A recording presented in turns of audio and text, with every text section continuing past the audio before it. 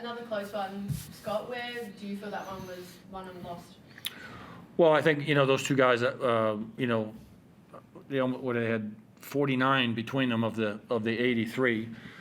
We just couldn't handle them, and too many lapses. Play good, lapse for 3 or 4 minutes. Play okay.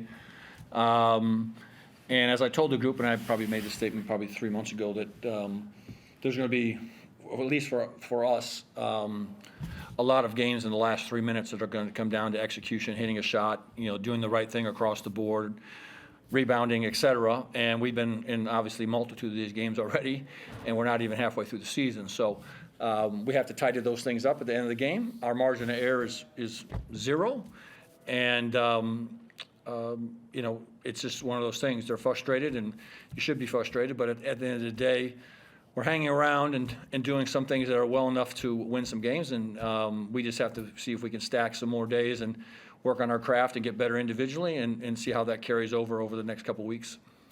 Will was pretty quiet by his standards, especially at the offensive end. Is there anything more you want to see either from him or the guys to get him more involved so he's having more of an impact at that end? Yeah, normally he's much more dominant in the pick and roll areas and getting pocket passes in there. And tonight, we tried to drop the ball to him in really bad spots that were getting knocked away and too tight of passes in there. And when he had some opportunities there, I just think he wasn't able to score the ball. I mean, Harrison's he's a heck of a player, and he's obviously 7 whatever he is, and so he's not an easy guy to get around. And Magny's not a post-up, just go-to kind of guy, and he needs some help from his teammates, and we'll have to do a better job with that. Is he still carrying that injury? Because he doesn't look like he's moving overly well. No. Effort on defence, and I know that's obviously a big talking point for yourself and where you've done all season, but to give 48 points up in the paint is obviously pretty disappointing. Yeah, I would agree with you. So how do you work on that as a side?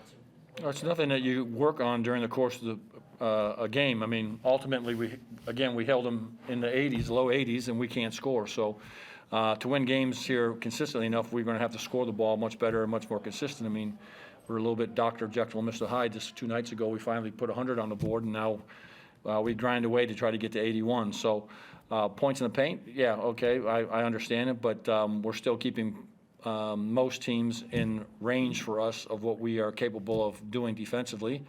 We're not manufacturing enough points. What about from a positive point of view, a big offensive game for Nick?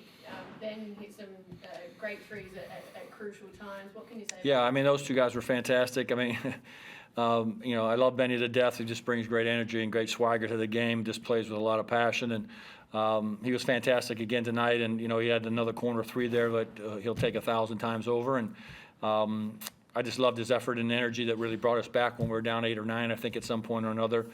And then, I can't say enough about Marshall. He's guarding just about everybody on the floor. Then we put him on Prather at the end of the game, and just he's just growing leaps and bounds within our group. And he's got obviously a very bright future with us, and he was outstanding.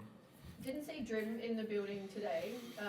Yep. Is there a reason sort of for that? Yeah, so he had a setback. I don't know when it was now, 2 or 3 days ago, and he'll probably be out indefinitely. It'll probably be quite a while if we see him again at all this year.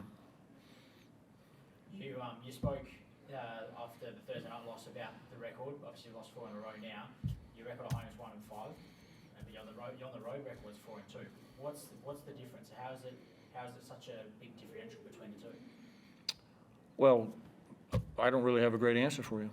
I don't know what to tell you other than the fact that we've gotten these close games at home and got them across the line, and on the road we've actually sneaked probably a couple out that we've gotten done. So I don't have a great answer for you other than we're not playing up to the caliber at home to win some games. 2 of those have been in our lovely place up there in Launceston. But besides that, I don't have a great answer for you. Chris, go ahead. Yeah, just quickly, Scott, I'll try not to keep you. No worries. It's early. I won't keep you long from the butter chicken.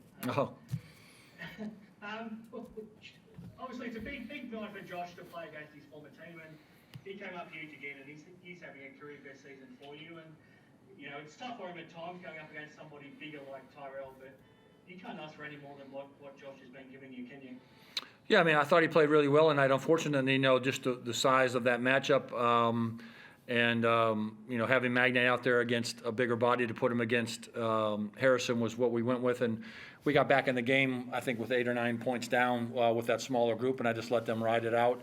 And Marshall at the 4 was, really effective. And, Josh has been solid across the board, and he had obviously a very good game across the board here statistically.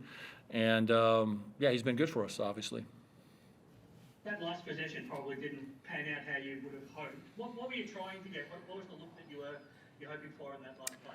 Yeah, I mean, we only had 4 smalls out there, and through that run when we had the last 3 or 4 minutes when we were actually scoring, we were just trying to get a hook screen in the middle of the floor and see if someone could get in the paint and then kick one out and shoot it. And I thought, if I recall right, I think Nick Marshall had one in the wing that I wish he would have let fly.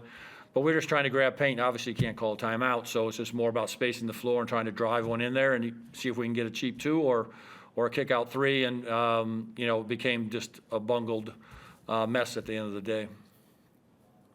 I noticed Archie suited up tonight. Is that a good sign for him that he's getting closer to being available to play? Yeah, he was not able to play tonight, but we were down guys for shoot around and just our layup line and our pre-warm up, so it was good to get him out and running about, and we're hopeful for him on Thursday that he'll be back. No, very good. Thanks, Scott. You got it.